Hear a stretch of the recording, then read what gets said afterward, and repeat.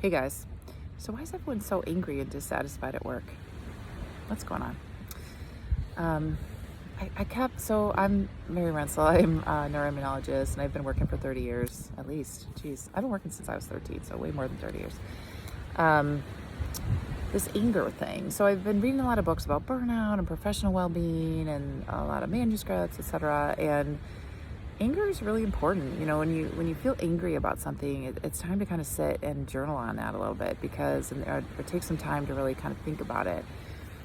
Because that anger is probably shining a light on something. What I've learned, I'm not a psychologist, but I've learned is anger is a secondary emotion. So it means most likely we felt undervalued, or it hit like a really important value to us, that something crossed a line for us.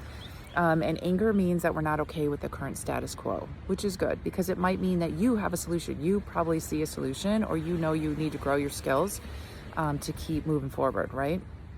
So listen to the anger and use it as, hey, that means maybe I need to kind of take a deep breath with that a little bit, think about that, journal a little bit. Like, what's the anger saying to me? Many books have said that anger is part of burnout. It can be part of burnout. That anger probably means you're hurt, that you're hurt about something you don't feel valued, or you don't feel like your job has a purpose. So take some time to think about why you feel that anger.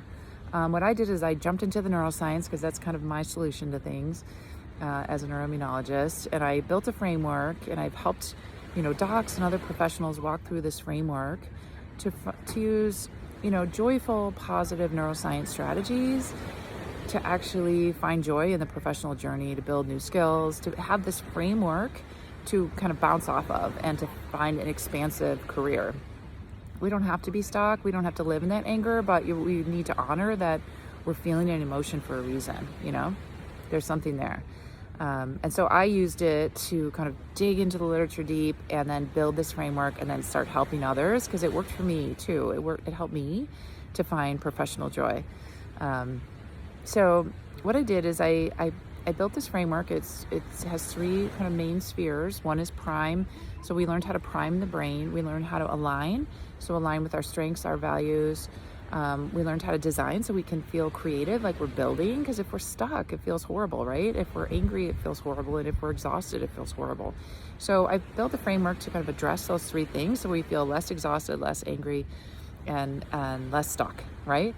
And so we can feel expansive. We can feel clear, like there's clarity on steps we can take if we feel those emotions again. So it's okay. Please do feel the emotions, because they're probably a sign or a signal that you need to kind of take a step. It's time to grow, probably, and it feels good to be authentic, and it feels good to have some clarity on next steps, and it feels really good to be creative.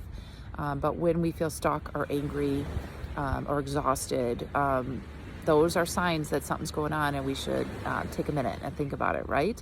But we also have to honor that the brain can't make some big moves, or can't really do much to expand, be creative, if we don't learn how to brain prime. So we definitely do that within Brain Fresh, because we have to acknowledge that it is an organ stuck between our ears and it needs attention, right?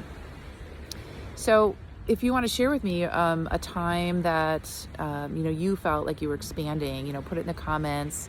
Like a risk that you took, something you learned, a new skill that you learned, and it really helped to open a door, or to help remind you that yes, indeed, you can feel expansive. Why don't you think about that and share in the comments? That would be great. All right, you got this.